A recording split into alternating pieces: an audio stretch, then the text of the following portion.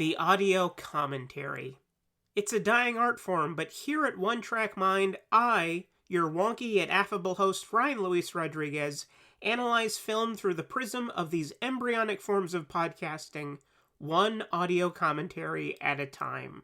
Masterpieces, crapster pieces, live action, animation, cult classics, films literally no one has ever heard of. No track is too small, and no track is too big. Join me and my guests from the entertainment world as we keep these features alive every other Tuesday. Hey, who else is going to discuss Bill and Ted's Bogus Journey one week and Citizen Kane the next? Us, that's who. Sure, you have to put up with my voice, but there's a certain give and take in this industry. That's One Track Mind, part of the Someone's Favorite Productions family, and available wherever you get your podcasts.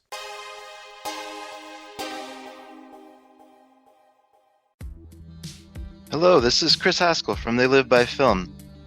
For those that don't know us, Adam, Zach, and I, we built a podcast over the last 2 years that's a combination of film discussion from 3 very different perspectives, as well as industry interviews with the leaders in boutique Blu-ray and 4K community.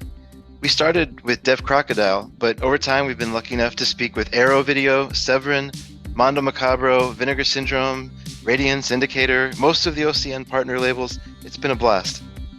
You can find us wherever you podcast, and also actually recently as part of Someone's Favorite Production Podcast Network. We hope to see you online.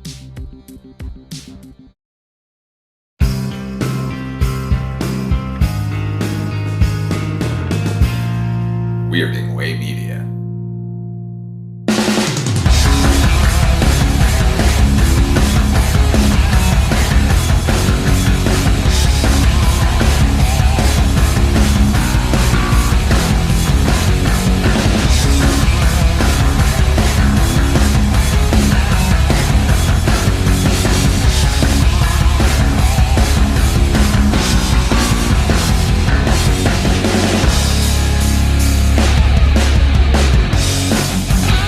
Welcome to the On Seagal podcast, your podcast for everything and anything Steven Seagal. I am your host, Trevor Gumble, and with me, as always, is my lovely, lovely co-host and Gomez Adams cosplayer. Yeah, that's true. My hair is the wrong color and much too long at this point. Like millennial Gomez Adams. And that's the look I'm cultivating, is a millennial Gomez Adams. Like the fan poster with Johnny Depp in it? No. Gomez Adams? Johnny Depp is... Oh, what? Oh. I mean, at some point in our history of this business, that would have been a casting decision that would have made total sense. I don't think anymore. I don't think anymore. I mean... Are you talking about like... Oscar Isaacs is who I would cast, but that's who they cast in the movie as the voice of. Yeah, it was a terrible movie.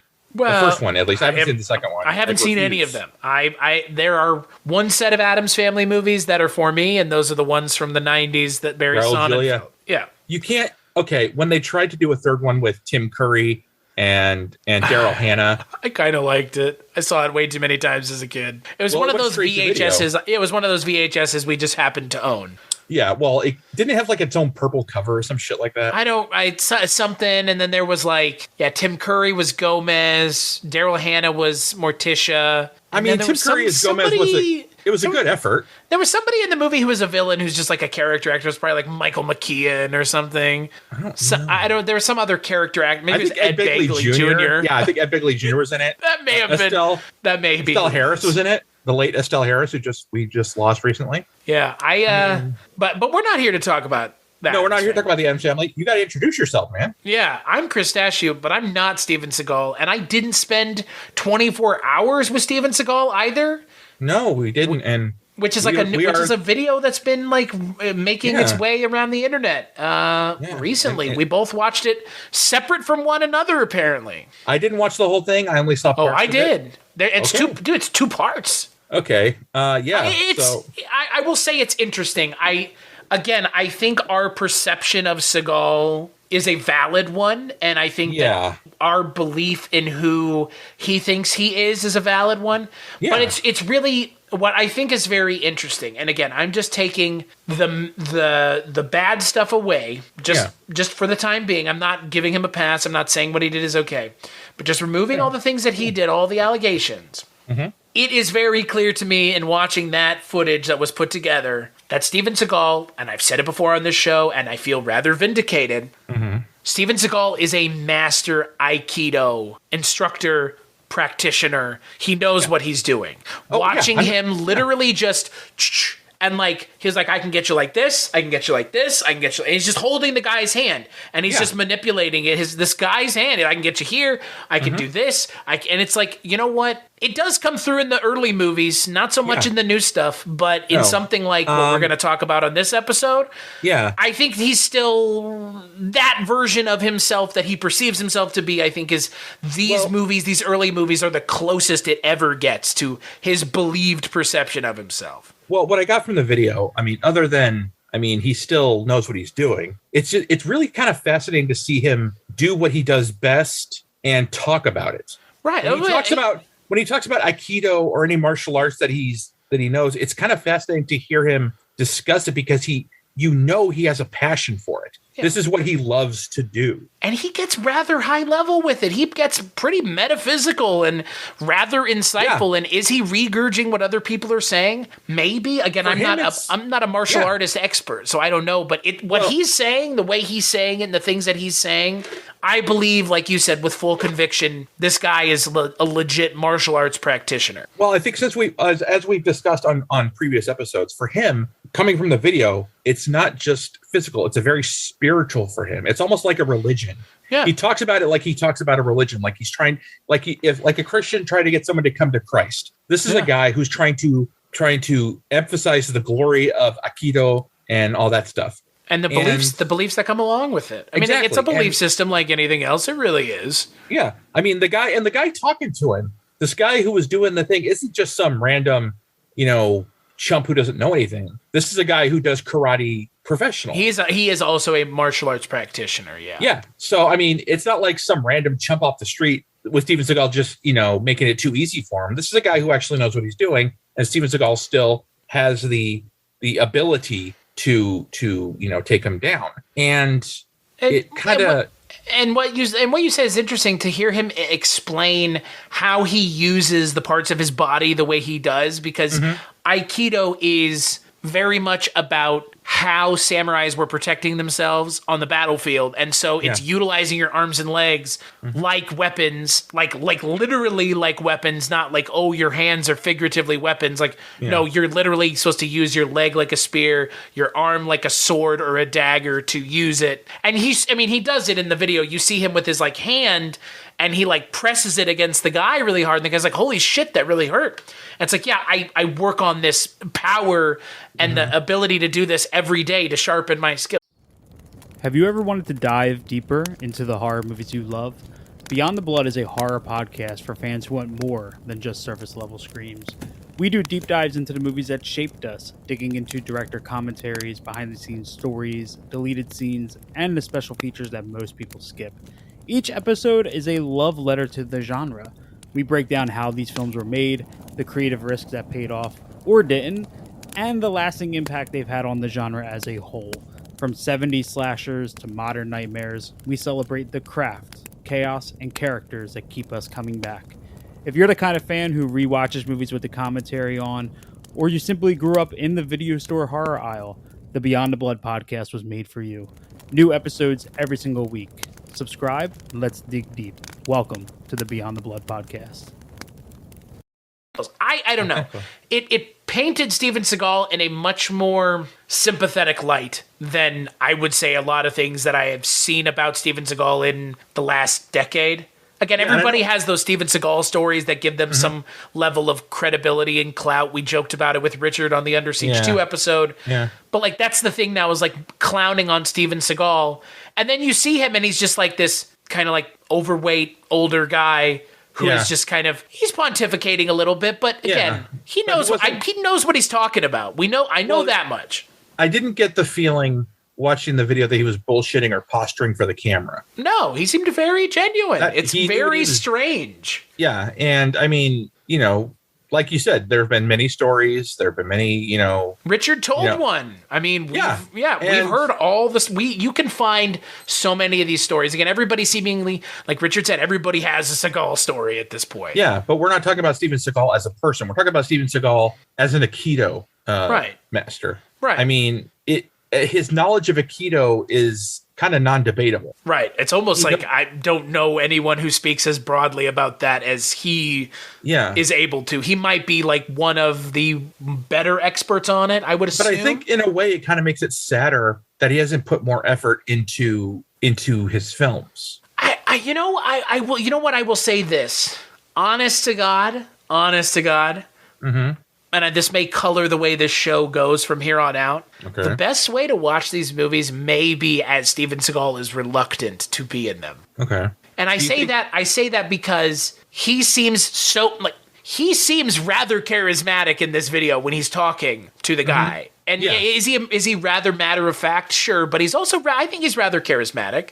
Not like, as much as he was in the 90s, but again, with a level of knowledge on a topic and an ability to speak with confidence comes a level of charisma. And I think the thing that's kind of sad for me is realizing that Seagal actually has that ability to be charismatic and be kind of compelling. And then realizing that, like, I think when he's in these movies, he just doesn't. It's just not. It's not what he wants to be doing. He wants to be doing something else, and this may just be a means to an end.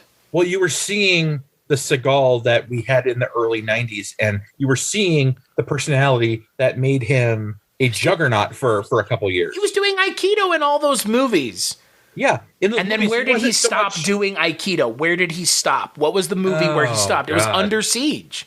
Yeah, I was around Under Siege. Well, he still did a little bit, I think, in Fire Down Below. Or no. Was it Fire Down Below? On Deadly Ground. On Deadly Ground. I keep getting those two mixed up. Well, we technically haven't even watched one of them yet. Yeah, we haven't watched one of them yet. Technically. But later films, he started to get more gun. Right. And I do wonder, and again, I haven't seen the interviews with him talking about it. I've seen the interview where he says, like, I'm not using guns anymore. But there is part of me that wonders that at this point where it's like, oh, they're offering me these scripts. Okay, like a bunch of gun shit. Okay, whatever, fine. Means to an end. But again, he did fight George St. Pierre hand to hand. And I will remind you, what was the best of the recent movies of his that we watched? What was the entire premise of that movie? It was him doing Aikido. In attrition. In attrition, yeah. I mean, the scene with him and George St. Pierre showed glimmer, no pun intended, of the Seagal we've had. Yeah. And again, not believable when it's like a 65-year-old man beating up George St. Pierre. But I think watch that video on YouTube and tell me that you couldn't figure out a way to make that believable. But you know what? I think what it is that watching him do his Aikido is kind of fascinating. It's kind of interesting. I'm with you. That's what I'm saying. Like, if he never got wrapped up in the movies, who knows what he would be doing? Not to sound pretentious, but it was almost like ballet because the way he moved was very, very, very, very smooth and very, He's very a fucking big dude. Big dudes don't move like that. And that's what makes me kind of like I don't want to body shame the guy, believe me, but it's more of a believable for a thinner guy doing Aikido fighting someone than it is someone his size. And I'm not saying it. I believe me, I don't know Aikido, and I'm a fluffy motherfucker. I would actually disagree with you. I think Aikido is almost better for people who are your size and my size because it is a purely defensive martial arts style, which is being used to defend yourself. Because I probably, like yourself, don't tend to be the aggressor in these kinds of situations. Someone else is. And Steven Seagal, I mean, you hear him talk about it in that interview. He's like, I don't want fights to get any further than, like, my interaction needs to be the end of the fight. And again, like, we've been talking about that in these movies. Like, Aikido is not that. I think the ultimate problem, and let's talk about Glimmer Man now. Aikido is not made for the screen. I think that needs to be, like, we just need to get that out in the open. Aikido is not a flashy martial arts style. And in it not being flashy, it does not allow for... Because Steven Seagal wants to practice Aikido, and I don't blame him. You know, that's the thing. I mean, they probably were like, all right, can you just do some fucking hokey shit? And you and I both know he was like, what? No. That probably made him feel really fucking insulted. Right, and that's my point. And so Aikido is such a defensive fighting style. He explains it as such. He's explaining it, not making excuses for his film career. He's explaining it like the Aikido master he is. It's about ending the fight essentially before the fight can get any further than the other punch being thrown. And what have we fucking complained about in every single one of these goddamn movies, Trevor? Not enough Seagal fighting. Not enough. Not enough back and forth. I think it boils down to that. I mean, it's they're not using Seagal like they should be using Seagal. But that's because they can't use Seagal the way they want to use him, because his martial arts style is almost counterproductive to what they're trying to do. Well, because because Aikido is not meant to be these long-term fights that are in movies now. It's meant to be short and that's done. it. Yeah. One and done, you're gone. He can end your life in multiple ways with multiple different angles of attack that ultimately, most of the time, it would seem sever your brain stem with his bare hand. But that's not cinematic. That's just like when you go to an action movie where there's fight scenes, you don't want a fight scene that's like 2 minutes long done. You want a fight scene that's very like cinematic.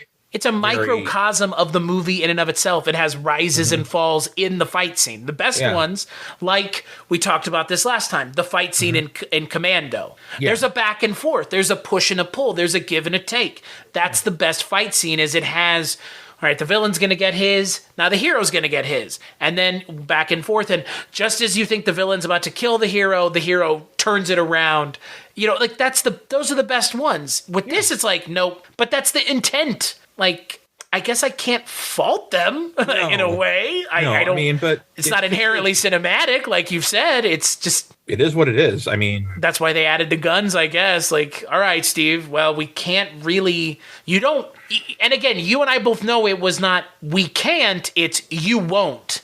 You will not allow us to let the fight go further because you want to practice Aikido believably on screen. Yes, and anyone who knows Aikido, if they tried to lengthen an Aikido fight, they'd be like, this is ridiculous. He cares too much about his Aikido honor and practitionership of Aikido. He feels like it would get in the way of being. Aikido. Yeah, he would not let that get in the. He's not going to let a movie being entertaining get in the way of him practicing Aikido. And which I give him props for that, but again, like, it does not contribute to and or set up the audience for an inherently entertaining action movie. Another problem is, I mean, like we said, he's used guns a lot in his films lately. Yeah. The fact is that it's really hard to make a gunfight cinematic. It's really hard to make a gunfight, very interesting to watch, unless you're like John Woo or like Robert Rodriguez or arguably Quentin Tarantino. To make a gunfight interesting, you have to.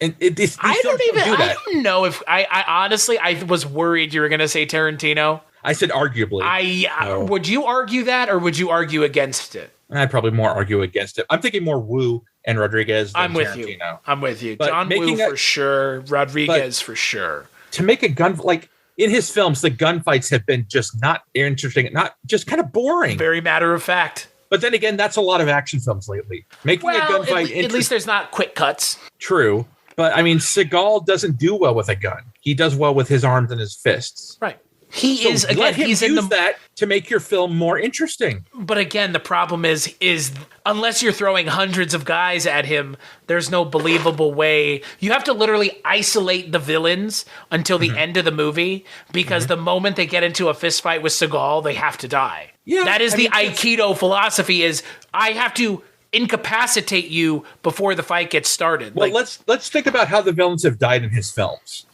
Even back to the early films. They didn't necessarily die by his hand. The one guy died falling out a window onto a fucking car. Tommy Lee Jones got blown up with the fucking ship. I mean... Well, Tommy Lee Jones had his head Stu Macher style thrown into a CRT TV. Michael Caine just was there when it exploded. Under Siege. So you see what I'm talking about. Have we talked about Under Siege 2 at this point? Under Siege 2, we talked about it with a. But at this point in the timeline, it's come out. Oh, right? I don't know if we. I don't think we have, because this is after. No, this is after Under Siege 2, because we have. Okay. And Under Siege 2, he doesn't. I don't. That's the thing. Like I just we're complaining about things in Steven Seagal movies that I think are just like that's what makes it a Steven Seagal movie. Frankly, yeah. Like really, like at the moment, the anticipation is not matched by the climax. Like the anticipation of Seagal getting his hands on the people is better than the moment he gets his hands on them, because in every one of these movies when he does get his hands on someone, it is literally like over. That. Like Henry Silva is dead the moment Seagal lays his hands on him. Like it's over. Like it's not a question. I forget. How did William Forsythe die? He got him with the corkscrew. Yeah. That's not a keto. Bill Sadler didn't die. No, he let him he made him he did not take him to the blood bank. He did not. I don't know. I guess Seagal's just strange in that way. He's just a strange guy. He's a strange cat. I mean, I would love to have seen a film where one of his Aikido moves basically paralyzed a guy or something. Just take the guy out like that. But then again, you're right. It's not a very long fight. It would be 1-2 minutes. And it's over. If that, I mean, again, you saw how quick he was in this video. I mean, it's not even a minute. I mean, say what you will about Seagal and his reputation within the action community, within the the rumors about him challenging Sylvester Stallone or Arnold Schwarzenegger to a fight and then pussying out. Take all that away. The guy knows. Do you believe that though? I don't know. I wasn't there. But I've heard stories. But then again, that's just stories, and I can't speak to the validity of rumors. And that's why I say the thing about Seagal that I do, which is like everybody has a Seagal story now. Even if and again, how much validity are there to some of them? I'm sure there is a large amount of validity to a lot of them. Ton of validity. But there's also probably people who have embellished encounters and other things. I'm not defending him, but again, it's more storytelling. It's more interesting to embellish than to just say, But at the same time, it's also easier to do that to someone who is not going to fight back. Well, he's in Russia, so he won't do anything. But that's my point. Would people be telling those stories about someone who's currently working in the industry? Not a clue. Not a clue. No, they wouldn't. I mean, that's why John Leguizamo. That's why they're doing. But they're they're just trafficking in these stories, and it doesn't. Again, I'm not bemoaning it. I just don't understand the point. I think it's just they're interesting to listen to, and they're interesting to tell. At some point, At some point, they become true or not. I'm not saying they're lies. I'm not saying they're lies. I'm not saying they're truth. I'm saying they just make for an interesting tale. I think the only one that I can verify is true is Richard's. Well, yeah, because he was there, and we know Richard. Right, I know Richard. Yeah, he knows what he's talking about. He does. Why would Richard lie? And again, I'm not even sure Richard. I'm not even sure. I'm sure Richard was so floored. I mean, the way he tells that story. I mean, what does he have to gain? Again, that's my question. Some people, it's just like a clout thing. Like, oh, you've got a Seagal story. Like, yeah. Let me hear it. Yeah. Yeah. But you know what though? Richard didn't write this movie. This movie being the Glimmer Man. But you know what? This movie, Trevor, is pretty funny. It is pretty entertaining. I mean, it's not the best Seagal film, but it might be up there for me though. I'm going to be honest with you. I do. It's one of the Seagal films where I feel like he's actually charismatic as a person. Like there's more of a personality in his character than his later films. Like he's actually putting effort into making someone a likable protagonist. And also this is adding a little more spirituality into a character, because I mean his character is a Buddhist who does not use weapons or fight because it's against his religion, which, if you're a cop, why would you be a cop who doesn't like fighting? But that's right. And again, this movie is the movie where Seagal is like, I'm not killing my villains anymore. Yeah. And I mean... Which stuck for what, like a couple years? Yeah, it didn't stick for that long. He's teamed up with Keenan Ivory Wayans, who I think is hilarious. I love Keenan Ivory Wayans. And I think that might be the smartest thing in this entire movie. And nobody has done it up until this point. You realize that? Giving him a comedic foil? Buddy? Like a comedic sidekick. They've tried. Well, I think they needed the balance. They gave us Erica Eleniak, but she wasn't funny. No, she was. They gave us Katherine Heigl. I guess they gave us Morris Chestnut. Yeah, Katherine Heigl didn't do much at Under Siege 2. Morris Chestnut was. He's like a pre-fully formed version of this character. Yeah. He's where the Keenan Ivory Wayans character ends up becoming. I think they were trying to more humanize Seagal and kind of, make it This movie, I mean, it's not like it's an action comedy, but it's a little dark. It's a buddy cop movie. Yeah, but it's a little darker than most. Steven Seagal, I mean, has some great scenes of fighting, like the scene at the restaurant where he's trying to talk to that guy, and the guy's on the phone trying to take a reservation, and Seagal just barges in there and just takes every guy out, basically, with his hands, which is very interesting to watch. I mean, it's a trope in Seagal films. You know, henchman number one, henchman number two, they just run at him one at a time, and he takes them out one at a time instead of going at him as a crowd. But yeah, it's a fun movie. That's one of Seagal's more entertaining recent films. Recent, a relative term. I mean, Keaton Ivory Wayans really adds more energy and more charisma to the film, and Seagal is really trying in this film. Like he has a couple times where he's trying to be, a little more kind of joyful and a little more, silly. I would agree. I think for me right now, this is the best version of Seagal that I've seen. And I would agree with that. That's a Seagal that I would want to see more of. I will tell you why. I think it's because the ability for him to finally have someone that can play off of how fucking weird he is. That's exactly the thing about this movie. They really are essentially just having us have Keenen Ivory Wayans and Steven Seagal playing themselves. Yes, there is no pretension here. Like, that's what this is. It's Steven Seagal kind of just playing a parody of himself, like of the characters that he's played, which is effectively just him in every movie. It's almost if I'm kind of calling out Seagal tropes, right, as a character, right? Like the scene where they're in the herbal store. The Chinese mysticism shop, the Chinese mysticism store, and the all these healing. What was that one healing like? Penis, goat deer penis. He's like, it's like it's good for vitality. He's like, what is this? Deer penis. Oh, Jesus Christ.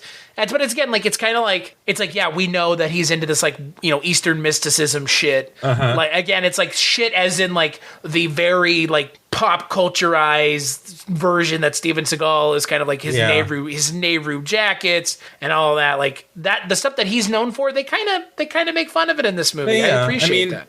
And Seagal, to his credit, goes along with it. Yeah, he's great. He's kind of really good. He's kind of playing in this. And he's come to play, and I like that. It's not him. This is Seagal actually, putting an effort into being more likable as an action star. He's having a good time. And unfortunately, the film just didn't do well, and that began to decline. I think if this film had done better, we would have seen more of this Seagal. I will say, I think the big problem between the movie that I wanted this to be and the movie that this is because of how absolutely convoluted the story is. The story is so convoluted. The name of the movie has literally nothing to do with the plot of the movie. It is just the name with which they call Steven Seagal's character. Because, again, he's not just a cop. He is a former CIA operative who was known as the Glimmer Man because he could move through the underbrush so quickly that the only thing you would see before you died... a glimmer before... Yeah. Yeah. So... like that to me signifies that they didn't even have a clue what to do with this movie's plot. It's so convoluted. It's really funny that the biggest character description you would get is in the fucking trailer. Yeah. They talk about him more. They talk about his character in the name more in the trailer than they do in the entire film. Yeah, it's like a kind of like an offhanded comment in the movie. It's like, oh, he's the Glimmer Man. No, he's the Glimmer Man. Well, and here's the thing. Like, the movie starts out in a point where it's like you have Cole and Campbell, Seagal and Wayans going to find a serial killer who murders entire households. And that ends up being a total MacGuffin, and it leads to smuggling of chemical weapons into the United States from Russia that are being sold. Yeah. And the reason the family died is because they knew too much. It's they should not have introduced this like, oh, it's actually Russian terrorists. That should have just been the two of them searching for a serial killer, because that, like, why isn't that enough? I guess was what happens is they bring in the Stephen Tobolowsky character, and immediately just nothing. One scene later, he's gone. Yeah. I'm like, and that's where the whole Seagal not killing people, because his character was originally supposed to die, and then Seagal said, I don't want to kill him, so they had to fucking rewrite shit to make his character live, and then there was like overdubbing in the movie. Why even have that plot to begin with? If you're going to make it, they made it seem like this was going to be the main plot. They're looking for this, serial killer, and that's the main plot. But I'm like, oh, okay, that's interesting. Oh, Steven Tobolowsky is a serial killer? Oh my God, he's got him cornered in a church. I mean, how's he going to... This is only, 30 minutes into the film, if that? Yeah.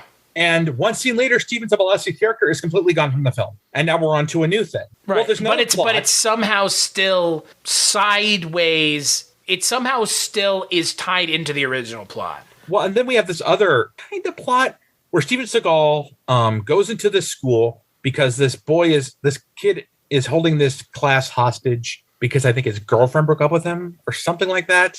And don't they try to make that into somewhat of a plot later? That character ties into the dad. He's the son of the dad who was also doing the killings. It's like super convoluted for it's very fucking no reason. But why make him a school shooter? Of all things, I don't, because I guess they were trying to get rid of it. Wasn't the whole thing they were trying to get rid of him? I don't know. The movie is so, I don't understand. The movie's so convoluted, and it ends up being that just this local businessman, corrupt asshole played by Bob Gunton of all people. Well, is Bob Gunton? He's the villain, right? But he's great. I mean, Bob Gunton's great. Yeah, he's always great. It's Bob Gunton. Yeah, but he ends up being the main villain of the movie.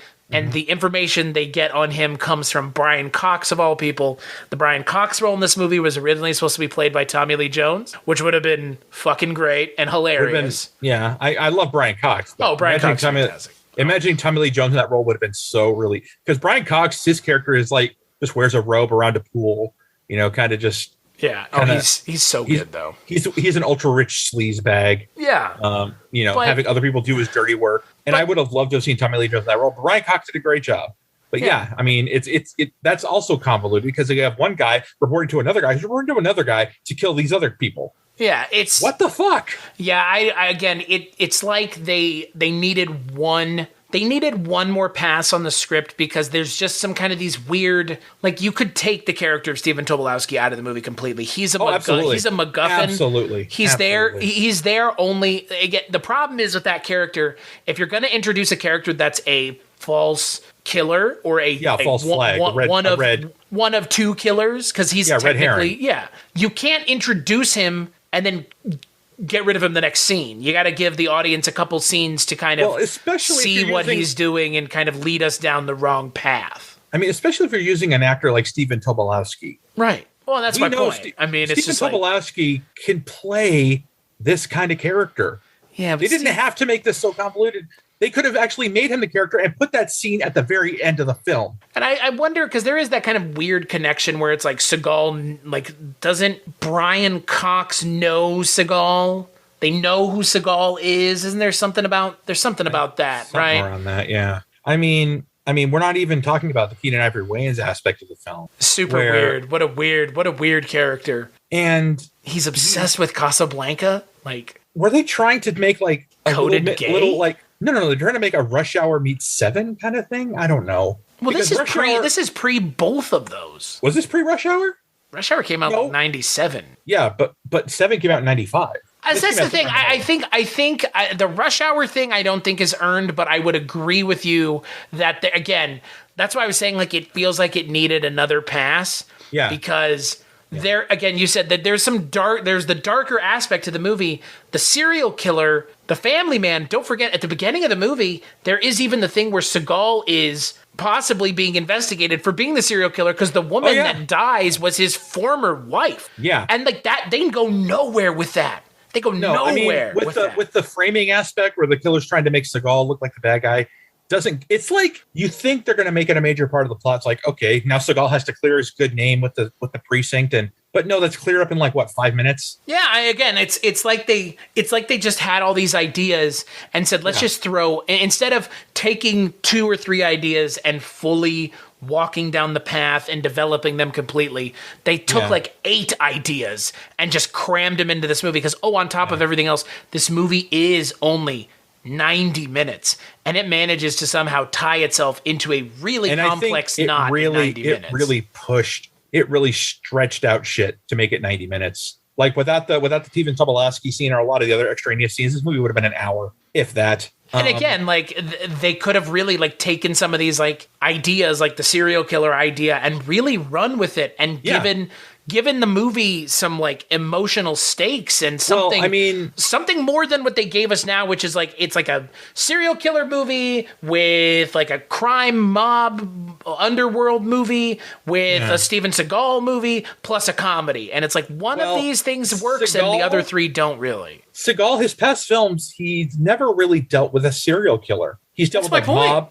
Yeah, he's dealt with a mob, drug dealers, gang members, shit like that. Steven Seagal hunts a serial killer is such a good premise. It is a great premise. That is a fantastic That's what premise. I'm saying. And there is a terrific, exciting film in this film that wants to get out so badly, but it's hampered by such convoluted shit like Steven Tobolowsky being a red herring and, the attempted framing of Seagal and, all that other shit. It just doesn't go in. Ultimately, it goes nowhere. And the conclusion of the film being, well, there was another serial killer who was killing people that were also associated with this company that you were running. And this company is smuggling in chemical weapons. And that's why you're killing them, is because they know. It's so fucking lame. It's just lame. Answer me this question. Did there need to be Bob Gunton and Brian Cox? Did there need to be those two? That's what I'm saying. Couldn't they just had one guy? They could have combined it into one character. Or they could have just not had that character in the movie and it just been the Steven Tobolowsky character. They added characters upon characters upon characters to scenarios that they made problems for themselves that then they made worse by trying to explain it in another way that forces them to open up. That's the problem with making movies. Like you really have like 4 or 5 boxes you should be playing with, and the more boxes you add in, the more pieces you have to deal with. And at some point, like in this movie, you have 12 boxes open and half of the pieces from each box, but none of them are complete. There are no full ideas are not part of this movie's makeup at all. I think if you were going to make Steven Tobolowsky the main serial killer, I don't think it would have been a good idea for Steven Seagal to kill him or fight him, because who is going to believe that Steven Tobolowsky is going to stand up to Steven Seagal? I mean, no offense to Steven Tobolowsky, but Tobolowsky tried to convince Seagal to let his character die by saying he was a miserable human being who, by dying, would receive redemption and reincarnation. And Seagal was like, "Okay, sure." So there's your answer. But again, they didn't do that. The way Tobolowsky played it in the one scene he was in was terrific. Yeah, he's great. I thought Tobolowsky did a great. I'm like, that is a villain I want to see more of. That scene at the end would have been so fucking interesting to see, because this is a killer who just is a miserable son of a bitch who is just he thinks that, the only way to redeem himself is to die and all that shit. That would have been more interesting than just 2 businessmen hiring someone to kill people. Yeah. No, let me ask you something. Let me ask you something. If they'd taken Keenen Ivory Wayans out of this film, do you think it would have changed anything? I don't think I would like this movie as much as I did. No, but would the plot still have gone as it went without Keenen Ivory Wayans' character? Sure. Okay. But I could ask the same question about Indiana Jones and the Raiders of the Lost Ark. Well, that's a common agreement about the film, is that just take if Indiana Jones hadn't even been in the film, they still would have gotten the Ark of the Covenant. They still would have opened and they still would have died. So it kind of makes that movie genius, though. Yeah, but Harrison Ford is so charismatic and likable, and he's just a fun guy to watch do his thing. I think without Keenen Ivory Wayans in this movie, nothing would. If you're talking from a sole plot standpoint, that's what I mean. Nothing would have changed. I'm talking about the other stuff. This movie is a complete mess without. Yeah, I agree with that part. Yeah, I'm just talking plot standpoint. Yeah, he does nothing to add to the plot or detract from the plot of this film. He has a couple scenes where he's in danger, like his house gets set on fire by the killer, and he's trying to, it blows up and it throws him out a window. Yeah, right. Like he would have survived that shit. But it's Steven Seagal. He adds humor to the film. He gives Seagal somewhat a bit of humanity in the film because they're playing off of each other. They're playing off of each other very well. And I think I wanted to see a little bit more of that strength-wise, and I wanted to see Keenen Ivory Wayans brought into the plot more. Like I wanted him to do more than he did, which is just be, the comedic, he's a sidekick that, just occasionally does something, I'm with you. No, he's a better He's a better actor. He's a better action star. He's a better physical person than to just put him as, just a comedic foil sidekick. He's a lot better than that. I agree 100%. And it's a shame. And again, that's like part of the problem with this movie is it's such a convoluted movie that they really wrapped it in so many knots, and they spent so much time wrapping themselves in knots that they could have spent that time doing anything else, like giving Seagal and Keenan Ivory Wayans more time to bounce jokes off of one another or just anything. It's such a shame. It's such a shame. I mean, and I want to see more of Seagal being jokey and humorous and shit like that because. I think people really wanted to see that. They wanted to not have Seagal be so kind of serious about himself. They wanted him to kind of lighten up a bit. And that's where this movie, in bits and pieces, really shine. Yeah, I agree. It's very much the movie that I have wanted from Seagal.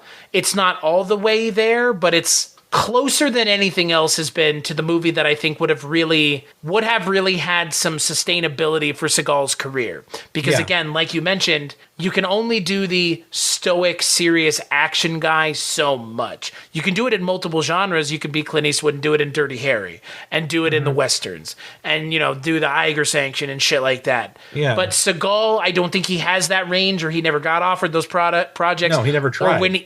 And so that's not him. But when you see him in this movie, you realize, like you said, you can see it. It's there. It's not all there. It's not as much there as I would want it to be or you would want it to be. But you get to see a version of Seagal in this movie that I think is closer to what I kind of wished he was in a lot of these movies.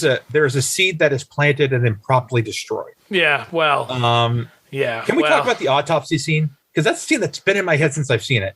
And it was just so fucking weird what Seagal does in that scene. I think they're trying to identify the body or whatever the girls.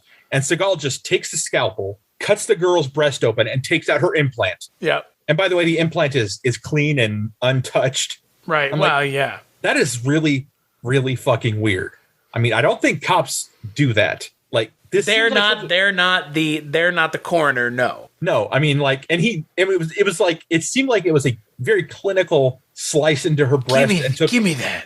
Yeah, and he does it so quickly. Yeah, give me that. I'm like, have you done this before? Well, but that's the thing. Like, again, they don't lean on that in the movie as much as they should. Him being like a former secret black ops agent. They should lean on that more in the movie, and they don't. And that might be one of the ways that the movie's kind of subtly nodding and winking. But I don't know. Some of this is, again, Seagal doing things like that is just weird, right? They also don't lean on his family very much. Right, yeah. The threat to his family isn't touched upon very much. We don't even know much about his family. Why give him a family? He could just be a loner. He could just be a man who wants to be by himself and you could have still made him a Buddhist, but a Buddhist who's in solitude, who just wants to be. I think it just speaks to the lack of foresight that the people who made this movie had in the idea that you don't have to have Steven Seagal having a love interest. No, I mean, frankly, none of the movies that we've seen with him having a love interest have been successful. Not really. Erica Leniak feels very forced. She's in they forced the relationship with him and Erica Leniak in Under Siege. And when Under Siege 2 comes by, she's gone. She's real gone. In Under Siege 2, they don't even attempt to have a love interest, except it's real weird. Are you talking about the bartender lady? Oh no, I was more just talking about the fact that they kind of make Katherine Heigl love interest. That's creepy. It's real weird. And she was 16 or 17 at the time. Well, she was 16 at the time. I don't like to drink alone. That's my favorite line in that whole movie. Oh God. What, you don't like to drink? I don't like to drink alone. Yeah, well, that doesn't have alcohol in it. Dumb bitch. Seagal, that doesn't have any alcohol in it. Well, fine. Katherine Heigl is such a perfect foil for Steven Seagal as an actress. Because she can play the smart ass. I was being facetious. She's a very bad actress. I don't find anything I've seen her in to be mildly even entertaining. I'm sorry. I thought she was fine in Under Siege 2. I did like the back and forth between Seagal and the bartender at that little small part of the film. I like when Seagal was making that cake in the galley. Yeah, and then stops because the terrorists started. It's my niece's favorite cake. She loves it, man. Doo-wop bop. He's like that's what he is. He's like one of those jazz guys, but instead of jazz, he just talks his bullshit. Well, his Steven Seagal, bullshit talker. his Aikido is his jazz, baby. Break it down for me, baby. Tell me, Lieutenant Jim Campbell. What are we looking for? I'm the Glimmer Man. Yeah. I mean, that's what I will, friend of the podcast, Mike White, always makes the joke about, is that the movie where Steven Seagal plays the Jewish detective, the Glimmer Man. Jonathan Glimmerman. Oh. Dr. Glimmerman. Dr. Glimmerman?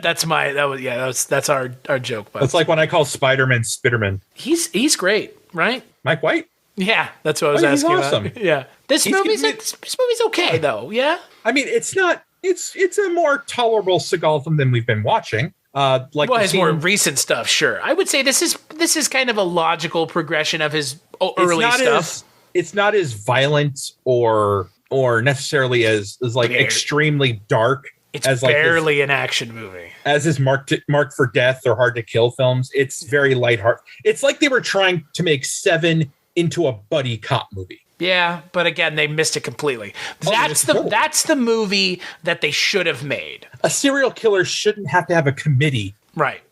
He's a serial killer is a singular, well, sometimes it's more people, but they don't go through a fucking committee to kill people. Like Brian Cox doesn't have to confer with Bob Gutton for the one guy to kill people. Yeah, it was weird. It's fucked. I don't know what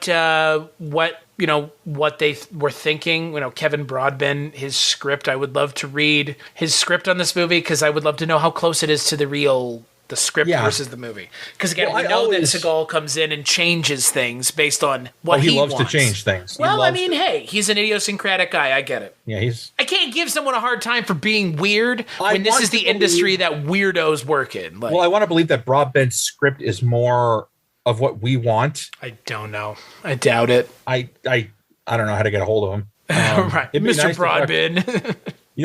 I would love to just talk to a lot of writers of Seagal films and I bet they have similar stories to fucking Richards. Yeah, probably. At least the people who worked with him early on worked with him being, Hell, we start a new podcast talking to the writers of the films and call it the Seagal that could have been. I don't know, but the film just really, you're right. It needed a lot of more go throughs.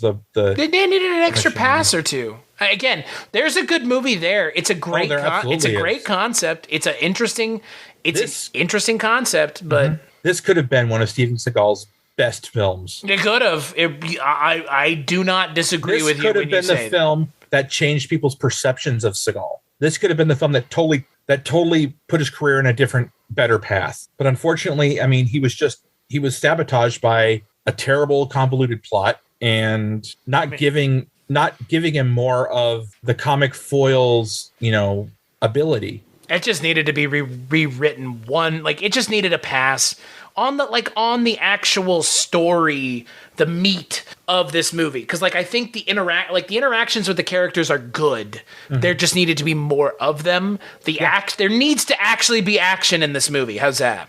Yeah, there's one scene. He's a little bit country. I'm a little bit rock and roll. That scene's great. Yeah, but that's about as much as you get. Pretty much. I mean, they show the scene in the fucking trailer for the movie. Yeah, you've pretty much seen the best stuff in the trailer. Really? Not.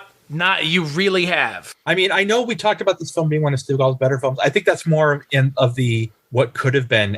It's more of what could have been than what is what we enjoy about it. Also, the fact that most of Seagal's movies are not good. They're not traditionally good. They're fun to watch because they're maybe not great. But this, I would say that this hews closest to a film that mainstream audiences would find entertaining and funny. Yes, because it's not as bloody or violent as his other films. It tries to be more audience friendly. It's funny. Say. It's trying because to be funny. You and I both agree that his earliest stuff was really only made for a certain audience. Yeah, for sure. And it was not a wide appeal. I mean, they made money. They made a lot of money. Action movie fans, but that's for action movie fans. Yeah. I mean, let's not kid ourselves. We can't see Seagal in romantic comedies or shit like that. But we can, I don't know. I don't know. Come on. We could play a character in a romantic comedy as a lead. I don't think so. I don't know. He could play the love interest's jealous ex-boyfriend. I mean, at this point, he's playing somebody's dad. Yeah. I mean, right. He's just I don't know. what could have been, man? What could have been? This could have been something just absolutely. This movie feels particularly bad in how like not fun it is. And it hurts, man. It hurts. To see what could have been. I mean, again, for Steven Seagal, I don't really feel that bad because he still ultimately is a massively successful movie star. True. I mean, I don't know. Who did have a fair amount of hits. I mean, Oh, he had a shitload of hits. Yeah. But I mean, this was just one of his. I mean, no. On Deadly Ground was a miss too. I mean, this kind of began the downfall. This was part of the downfall of his trajectory. Yeah, I mean, this is essentially it. There's one more movie, Fire Down Below, which did even worse than this movie did. So yeah, that'll be fun to watch. Well, that movie is. It has kind of its own problems. So yeah, I mean, considering the next film we're going to talk about is a film where he's barely even in it. What, End of a Gun? Oh no, the next classic Seagal film we're going to talk about. What? Fire Down Below? Isn't it Executive Decision? No, Executive Decision is technically before this one. Oh, sorry. Then we'll cut this part out.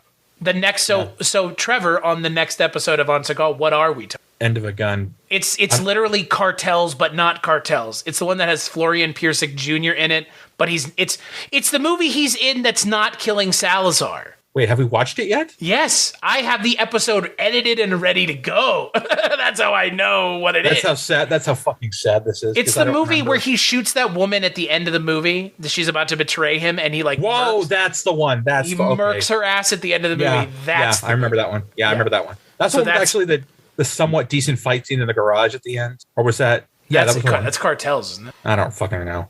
Anyway, so that's what we're talking about. End of a Gun. So take us home, my friend. All right, next time we will be talking about the Steven Seagal action thriller End of a Gun. It's a movie. It's definitely a movie. It was shot. It was edited. It was sound. It was definitely a movie. It was even released somehow. A script was written. The actor said the lines. There was a script being written might be a little much. Let's just put it this way. When you listen to that episode, you will hear us having a very hard time distinguishing whether or not we've already seen this movie from another movie that we have seen. So, yeah. It's rough. They meld together. It may, if not for the fact that China Salesman exists, it might be the worst one we've watched so far. Oh God, nothing will beat China Salesman. Not a fucking thing will beat China Salesman. I don't know. Don't say that. Piece of shit. You're tempting the universe, Trevor. But yeah, I dare the Steven Seagal universe to have a film worse than China Salesman. Well, I fucking dare the Steven Seagal universe to have a worse movie than that. You know what? That movie was a fucking abortion. That movie was real bad. So until then, Trevor, where can people find you? You can find me on Twitter and Instagram at Bad Vertigo. And you can also find me from time to time on my lovely co-host podcast, The Culture Cast. And Chris, where can people find you? cstachiw.com, cstachiw.com. That's my link tree. Go there. That's for all the things I work on. That's where you can find them. As for this show, on Seagal.com, that's where you can go to find the show. Like Trevor said, next episode, we're going to be talking about End of a Gun, which is a newer Steven Seagal movie from 2016. Yep. So until then, make sure to check out the next episode, I guess.